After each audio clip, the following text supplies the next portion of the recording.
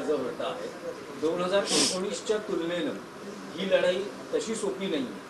कारण 2019ला अनेक राजकीय लोकांना आपल्या पक्षात घेतलं गेलं, अनेक पद्धतीनं व्यूहरचना आखली गेली. यावेळेस थेट लढत आहे.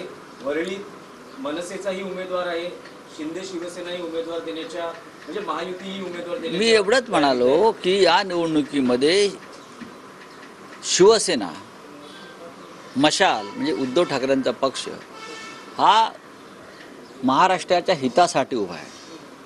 आम्ही उभे नसून महाराष्ट्र उभा आहे निवडणुकीला असं आम्ही मानतो.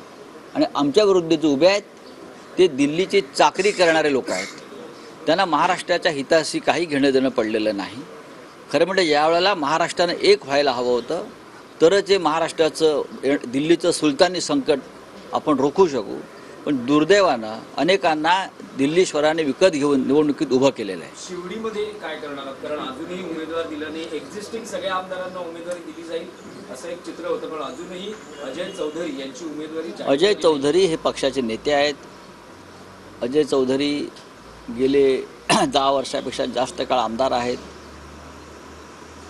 वरिष्ठ आमचे सहकारी आहेत. परळ हा शिवसेनेचा किंवा शिवडी हा शिवसेनेचा बालेकिल्ला आहे. तेव्हा तिथे काय होईल कोणी चिंता करू नये. हो गया, बोलिए. सर, कल आप लोगों ने जो फॉर्मूला जिसका ऐलान किया, मुख्य तौर पर उसमें थोड़ा कंफ्यूजन ये है कि अब तक आप लोग की लिस्ट आई नहीं है, तो क्या कब तक एक्सपेक्ट? देखिए, शिवसेना ऑफिशियली की भी लिस्ट जारी नहीं करती. कल ट्विटर पर एक लिस्ट आई है, उसमें भी बहुत करेक्शंस हैं, वो करना पड़ेगा, वो आज हो जाएगा.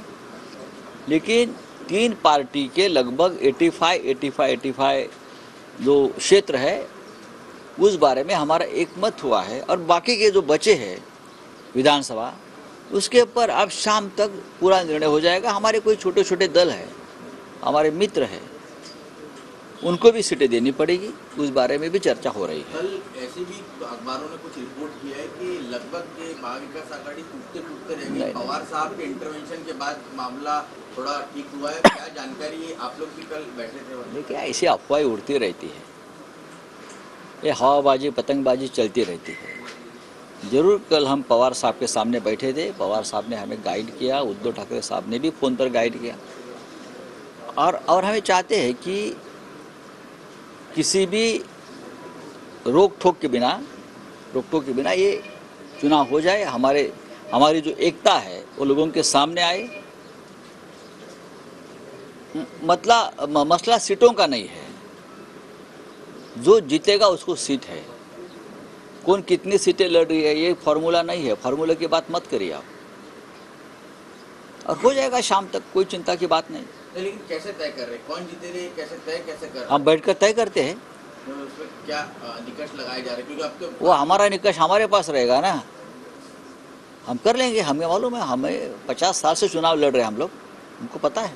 आपने बीच में एक स्टेटमेंट किया था कि लगभग सेंचुरी इस बार शिवसेना सीटों के बंटवारे के मामले में मारेगी. वैसी स्थिति दिख नहीं रही है. देखो, सेंचुरी के नज़दीक हम आए हैं. अब 2-4 सिक्सर मार देंगे, सेंचुरी हो जाएगी ना. 85 तक पहुंच गए ना. और अभी तक खेल रुका नहीं है, मैच ख़त्म नहीं हुए हैं और एक दिन है मैच का. तो जो बचे हुए रन्स है वो निकाल देंगे हम. सर, 2019 में जब आदित्य ठाकरे पहली बार चुनाव लड़े थे, उस वक्त राज ठाकरे ने, उनकी पार्टी ने वहाँ कोई उम्मीदवार नहीं दिया था. इस बार उनकी पार्टी की तरफ से अमित ठाकरे को माही विधानसभा से देखिए